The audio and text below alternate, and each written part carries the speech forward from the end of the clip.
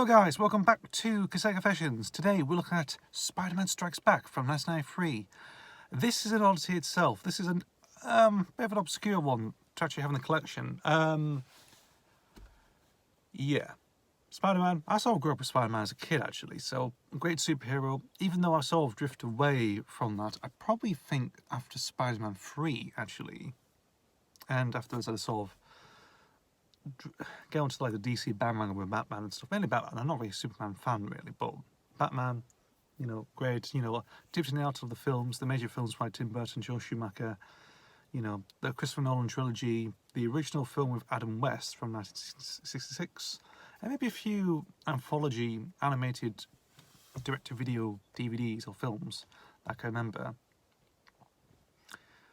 So indeed, and I haven't really seen Spider-Man since then. I've seen bits of The Amazing Spider-Man, because only on DVD I do, but I've never seen the second one, which is probably just terrible.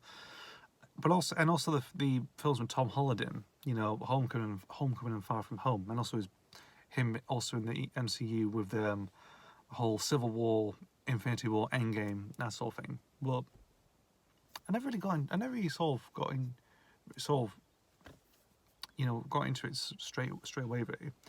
But this is my introduction to Spider-Man actually, so it's quite strange to come from. Rather than watching like a TV show or one of the Sam Raimi movies, I came across this first.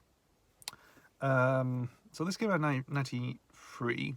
It is actually a amalgamation of episodes from the original TV series, starring Nicholas Hammond from the late 70s. I think 77 to about 79, 80 it ran for.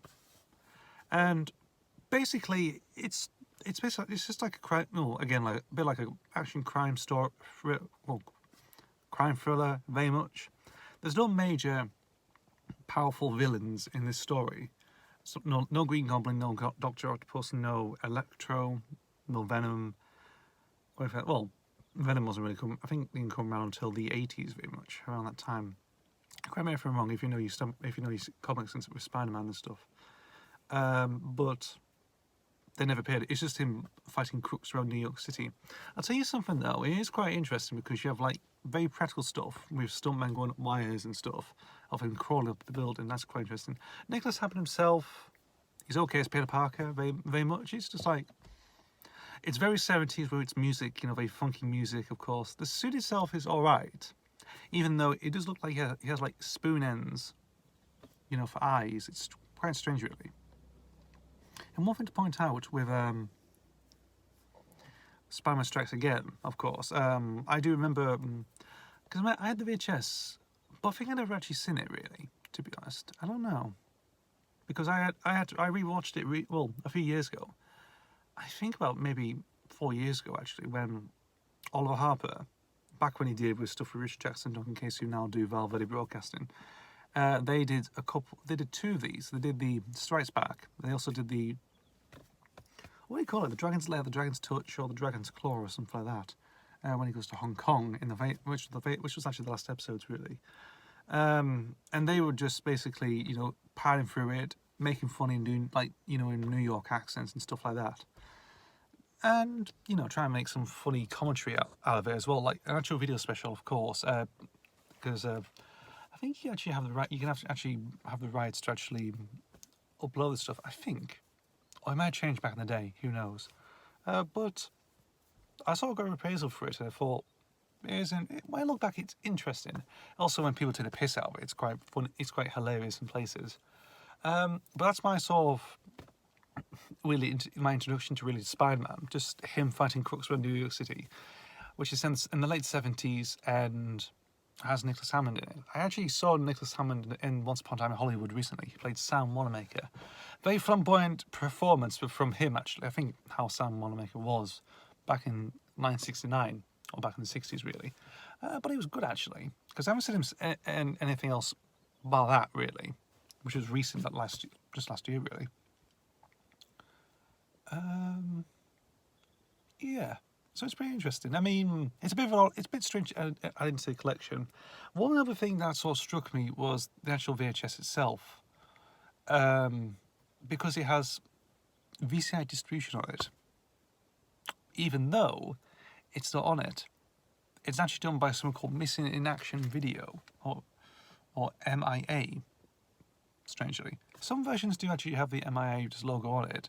Some have that VCI distribution logo on it, which is a bit strange, a bit baffling it is. But you don't see it on there anyway.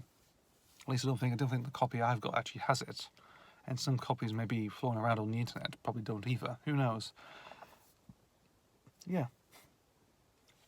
Indeed. So that's a bit of an interesting little oddity itself. Again, some 70s stuff, live action 70s stuff that is so I've had for years, of course. Even though my dad got that for me, actually. Yeah. He got it for me, but I don't know where he got it from, actually. So there is sort of half truth behind that. Very much. But I just don't know. It is interesting, it is, you grew up with the cartoons, you grew up with the Sam Raimi movies, that sort of stuff. You come look at this and you think, what the hell's this?